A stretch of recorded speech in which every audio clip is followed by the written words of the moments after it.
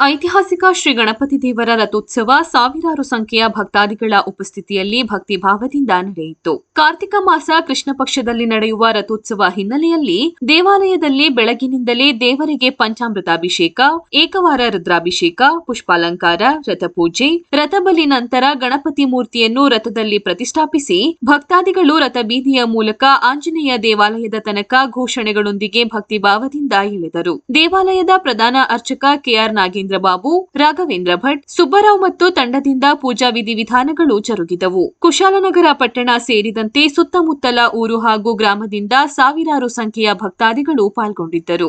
ಜಾತ್ರೋತ್ಸವ ಅಂಗವಾಗಿ ದೇವಾಲಯದ ಒಳ ಆವರಣವನ್ನು ವಿಶೇಷವಾಗಿ ಹೂಗಳಿಂದ ಸಿಂಗರಿಸಲಾಗಿತ್ತು. ಅಯ್ಯಪ್ಪ ಸ್ವಾಮಿ ದೇವರ ಮಾಲಧಾರಿಗಳು ರಥದ ಮುಂದೆ ಕರ್ಪೂರ ಆರತಿ ಬೆಳಗಿ ಅಯ್ಯಪ್ಪ ಸ್ವಾಮಿ ಘೋಷಣೆ ಕೂಗಿದರು. ಭಕ್ತರು ತಮ್ಮ ಹರಕೆಯ ಹೆಸರಿನಲ್ಲಿ ಈಡುಗಾಯಿಯನ್ನು ಒಡೆಯುತ್ತಿದ್ದ ದೃಶ್ಯ ಕಂಡುಬಂದಿತ್ತು. ಮಡಿಕೇರಿ ವಿಧಾನಸಭಾ ಕ್ಷೇತ್ರದ ಶಾಸಕ ಡಾಕ್ಟರ್ ಮಂತರ್ಗೌಡ ಶ್ರೀ ಗಣಪತಿಗೆ ಪೂಜೆ ಸಲ್ಲಿಸಿದರು. ಈ ಸಂದರ್ಭದಲ್ಲಿ ಶ್ರೀ ಗಣಪತಿ ದೇವಾಲಯ ಸಮಿತಿ ಅಧ್ಯಕ್ಷ ಎಂಕೆ ದಿನೇಶ್ ಮಾತನಾಡಿ, ರಥೋತ್ಸವ ಅದ್ದೂರಿಯಾಗಿ ನಡೆದಿದೆ. ಹೆಚ್ಚಿನ ಸಂಖ್ಯೆಯಲ್ಲಿ ಭಕ್ತಾದಿಗಳು ಪಾಲ್ಗೊಂಡಿದ್ದರು. ರಥೋತ್ಸವದ ಅಂಗವಾಗಿ ಅನ್ನದಾನ ಸಮಿತಿ ಮೂಲಕ ಭಕ್ತಾದಿಗಳಿಗೆ ಅನ್ನದಾನ ನಡೆಸಲಾಗಿದೆ ಎಂದು ತಿಳಿಸಿದರು.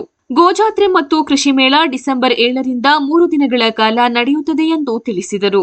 ಡಿಸೆಂಬರ್ 1ರ ತನಕ ಸಾಂಸ್ಕೃತಿಕ ಕಲರವ ಜಾತ್ರಾ ಮೈದಾನದಲ್ಲಿ ನಡೆಯಲಿದೆ ಎಂದು ಸಾಂಸ್ಕೃತಿಕ ಸಮಿತಿಯ ಸಂಚಾಲಕ ಬಿಪಿ ಶಶಿಧರ್ ತಿಳಿಸಿದರು.